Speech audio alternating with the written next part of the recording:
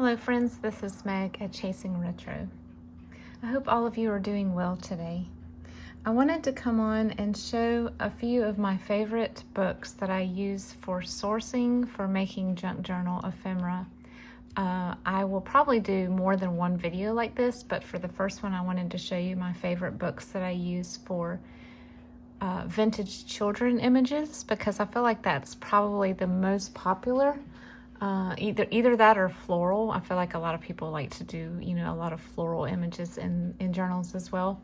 And I have some of those books also that I have as go-tos, but for the first one, because I had them already out, because I've been making ephemera from them, I wanted to show you the books that I like the most for choosing images for ephemera. I will show the name and the author if I can, maybe the publication year. So if you would like to start scouring thrift stores, yard sales, if you want to go ahead and purchase without waiting, you can look on eBay, you can go to thriftbooks.com, you can go to Amazon Marketplace. These books can be found in a variety of places. I don't recommend paying a ton for one of these because these will come and go. I see that I have saved searches on most of these on eBay, and the prices really do go way up and then way back down depending on the seller and the time of year and whatever. So don't just find one and buy the first one you see. Start looking for patterns and prices and see, this is a good price to pay for this book, so I'm going to go ahead and snag it. Also, the great thing about journaling is we don't have to have books in a perfect condition unless we're going to be using the cover. It can be the condition that's called as is, or I'm trying to remember. It's like the lowest acceptable, I think that's what they call it, acceptable condition, which is basically one step away from not really being a book anymore because it's so torn apart. I buy many books in acceptable condition just because I'm really only looking for images inside. The only thing you want to watch out for is heavy water damage or heavy crayon scribbling where you can't actually see the images anymore. I believe I've shared this in another video, but I wanted to also give you a little hint. Sometimes you can get a book even cheaper if you're on eBay, by watching the item, which is, I guess, sort of the same thing as favoriting the item. Sometimes sellers will see that and then they will send out a discount code to those who have watched their item, especially if it's been sitting in their inventory for a while. I have gotten things for as little as 10% off all the way to 60 to 70% off just by watching the item. And if the seller decides to send you an offer for a lower price, it will generally last, I think, anywhere from 48 to 72 hours. And you're probably not the only one that received that offer, so keep that in mind too. So you don't want to wait until the last minute because it probably will be gone. So let me show you the first one. The first one is actually not a book, it's a workbook. And I found this one at an estate sale. I'm not super into French or anything. I took one semester of it in college, which was definitely a mistake because I took 4 years of Spanish in high school and I wanted to challenge myself. Don't recommend that. But I do think it's a beautiful language. I don't plan on doing any more French journals. I made one for my mother-in-law because she wanted a scrapbook. But I didn't buy this for the French per se. I bought it for the images. So this is, I'm not going to try to pronounce this, but there's the title. It's published by Gin and Company. And it was, I think that's an American company. So it was published in 1963. So this is probably my favorite era of illustrations and this type of illustration style. I don't really know what types of illustration styles are called. I do know that it looks hand-drawn, but the colors are vivid in here. The images are the right size for putting on a pocket or a tag or a tuck spot or something like that. That's also important. There are small images you can cut apart for things like this. That's a song. You could use this, fold it in half and make a large tag. For things like this, you can cut it out and make a belly band out of it. Another fun thing to do for an image, and I don't do this very often, I probably should, cut an image out like this, fold it in half, and wrap it around a page. That's a really fun way to use a long image if you don't want to make a belly band. So you can see the images are just very colorful, very bright, very pretty. These were actually stuck inside of it. It's sort of like a weekly reader type thing in French. So that was sort of a bonus I didn't know was in here when I bought it. Some people would consider this detrimental, you know, if you were buying it used to learn French, where someone has written in the book. For junk journalers, I think this makes it more valuable to us. I love the pencil handwriting. I love the cursive. So if you find something like that, that is, you know, I consider that a bonus. I'm not sure about you guys. This one's written in pen, but yes, lots of fun little images. Some of these are big enough that you could just take the page out, fold it, and use it as a page in your journal. But I'm trying to also show you books that you can get for smaller images to use in journaling cards, tags, pockets, envelopes, you know, decorations for the front of an envelope, stuff like that. So I'm just giving you a little flip through because I know sometimes previews on eBay and Etsy aren't always going to give you a good, you know, more than 4 or 5 pages to look at to see if it's worth buying. And I did not preview the going price for these. I apologize if one of the books I show you is like extremely rare or expensive. That does not mean that I'm endorsing you to buy that. These are just ones that I have found at a really good price at a thrift store or a yard sale or estate sale, and sometimes thrift books. That's my favorite place to shop. I think they have always going a deal. If you buy 3, you get 1 free. Well, not always. Sometimes they do a buy 3, get 1 free. And then if you buy 3 books, you get free shipping. So the next one is called the Bumper Book. It is very large. It is published by Platt and Monk. And then the copyright date is 1961, I believe. And this one, I'm going to say that if you can find any books illustrated by him, get it, because his illustrations are precious. I think I have 2 books in my stack with him as an illustrator.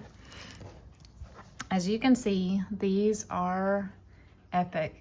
I hope to make a journal out of this book at some point. That is a big journal. It's probably 13 by 9, but it would be fun to make a journal this big, I think. This one has been very loved. I got this at a churchyard sale. I just love his faces that he does. They kind of remind me of the Campbell's kids with his chubby pink cheeks. And the way he draws animals, they also have the little chubby cheeks. I think that is so adorable. Even the goose has little smile lines. And the chicks are just, they're always cute, right? There's no chick that's not cute. So let me flip through real quick for you. Most of these images in here are so large and they're so beautiful on the other side that you're not going to want to cut them and glue them down to something. So books like this would make great full pages to put in your journals, or if it's too big for that, you can fold it like a page and then fold it up and create a pocket along one whole bottom edge. Sew the ends, and then you've got a built-in pocket. You only lose a little bit that way. Look at this image right here. I mean, stunning illustrations. The way he draws the water. This is adorable. I did not, you probably are thinking, you didn't put that in your bedtime journals. Honestly, I have not cut into this book yet. I have not had the heart to do so. I have his books on a save search, so I hope to be able to get another copy. So sometimes I feel like if I have 2 copies of a book in my hand, I'm more willing to cut one up. But right now, this is the only one I have, and I've had it for a little over a year now. And I have not had the heart to cut it apart. Look at this one. Another bedtime book. Bedtime image and a little poem. This one has a lot of text, so I would not feel bad about cutting this out and using it somehow. And then you can also save that top part. Let me flip through for you. Look at this one. This one you could cut apart the months of the year and make individual cards for them. I'm trying to show you all of the pictures.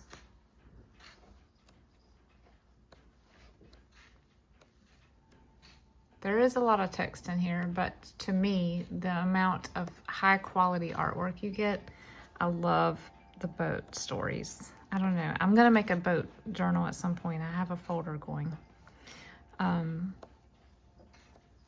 I feel like if it's more, you feel like it's more valuable than, you know, just mainly a book with lots of text, then it's worth paying a little bit more for it. So pretty. Okay, so that one's called The Mupper Boat by Waddy Piper. Next, I found this one at a yard sale last spring as well, and I think I may have pulled one page out of it so far. So this is a British published book, so you will probably not find this one as easily as the others. I know that Carla Frugal has talked about these books. She uses their images. They are like no other, really, and you'll see what I mean in a moment. Not only are they just cute kids, the style is very 1960s, and you'll see what I'm talking about, sort of exaggerated lengths of legs and heads much bigger than the rest of the body. I love that style of illustration. So this is published by Playmore Inc. or Dean & Son, I'm not sure which one, in London, England. So this one will be a little bit of a search. I have a current search going on this one, or any of their books actually. It was a pair of sisters that did these. And I don't know what their full name is, but their last name is Dean. Just look it up. They're sisters. And I have some searches saved for them, and books like this go anywhere from 13 to 40. So if you can find it at a yard sale or in a bulk set that somebody's selling more than one, you might save a little bit. But look at the faces and look at the hair. You see what I mean? They kind of remind me of those children that you see like on lithographs that you have framed.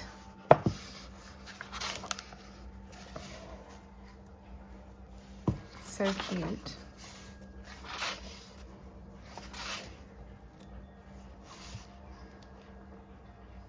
She's got little freckles, kind of like Holly Hobby. Just very interesting. Very, very interesting. And the colors are interesting too. They're muted, but there's still so much to look at. I'm just gonna keep flipping through for you. Look at the kittens. Oh my goodness, they're making mud pies, y'all. Even the animals are adorable with their little glossy eyes. Look at her. If she's not 1960s, I don't know what is.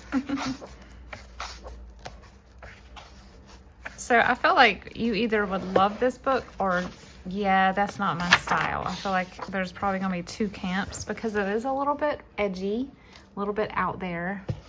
I don't know that I would have liked this book as a child. I feel like it would have scared me a little bit. Maybe. We got some classic ones here in the back.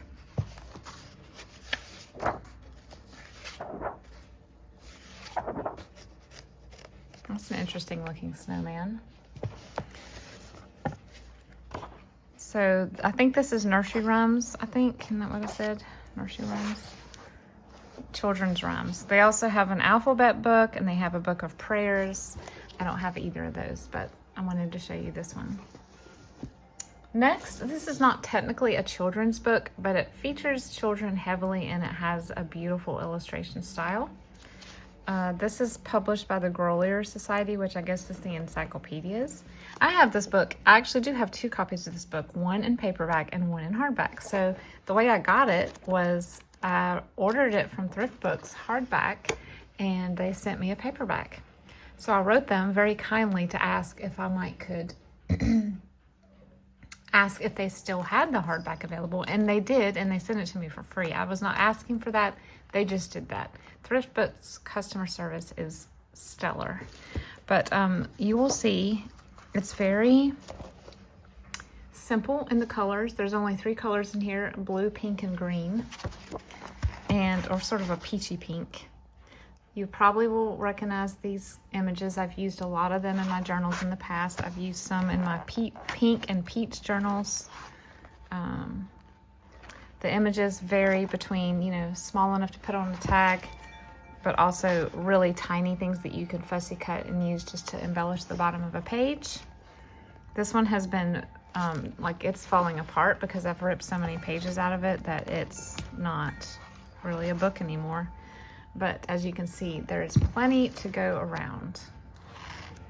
Lots of little kids that sort of look frustrated or having tantrums, which you don't often see in a children's book. And this cute little guy. I also like how they, you know, do the wrap text and everything. So even in the back, like after the index, you've got more things like this. You can use, okay, so I wouldn't call this an image to toss because half of her is cut off. You could put her on the bottom of a page and then put a piece of plain paper down on the page instead of this, and that would be your journaling spot. And it still makes it look like it's accidentally on purpose cut out like that. Super cute. So this one is called A Guide for Parents, All Children Want to Learn. Oh, here's the authors if you need to see that. Oh, I didn't give you the date either. 1954. And like I said, this one also comes in hardback. This one is a paperback that's coated in this top layer, so I wonder if it maybe was a library book. I don't know. The next one is not a book by itself, but a series. So if you're ever at an estate sale and you find Compton's Beginner's Bookshelf series, I think they had several versions, so I'll tell you what year this one is, but I would recommend grabbing a few volumes. You see them a lot in estate sales of people who were parents in the 50s and 60s. I feel like it was like the thing to buy for your kids. I see them a lot. So this is published by F.E. Compton Company. Oh, it's a division of Britannica. Okay. And wouldn't you know, I have cut no, I didn't. 1947 is this edition. So baby boomers would have grown up with these. They are very simple again, just usually one color with black. And there's several colors in here. There's red, there's blue, there's that mulberry red. I've already said red. Mulberry red, like a country blue. I think there's a gold and a green also. Let's see. So this is the songbook, but they also make a book of poems and rhymes. I love that one, but I just didn't have it handy. Is this one only red and blue? It might be. So the Poems and Rhymes book has a beautiful goldenrod with black and then a green with black, and it's very lovely. Oh, there's some yellow. I remember my little sister used to sing Little Sally Waters. She learned it at preschool, I think. Yeah, I don't see green in this one, but... And then in the back, just like as a bonus, it's almost like 2 books in one. There's songs. There's little Bible songs. And these are very different illustrations. Some of them are full page, full color.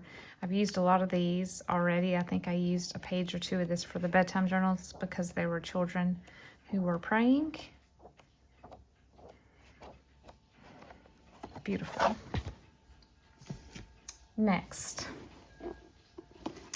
along the same line as the Bible, if you are a Bible journaler or you make scripture or faith-based journals, I highly recommend getting Norman Vincent Peale's Bible Stories. This is published by Guidepost, and this was published in 1973. These illustrations are epic. I'm assuming they're watercolor, but I don't know because there's also a lot of black. But oh my goodness, look at this. It's got splatter paint.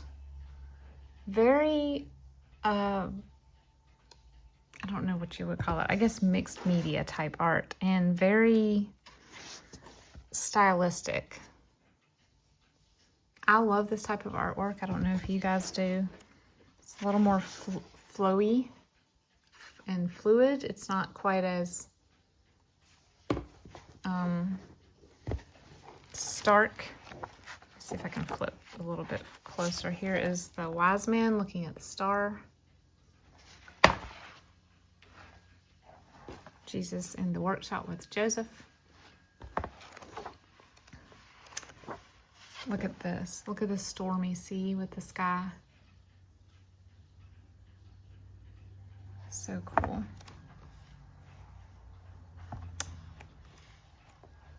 The Good Samaritan. So if you are a Bible journaler, you would love using these. I used a couple of these images for my giraffe journal because of the Noah's Ark. You might remember that.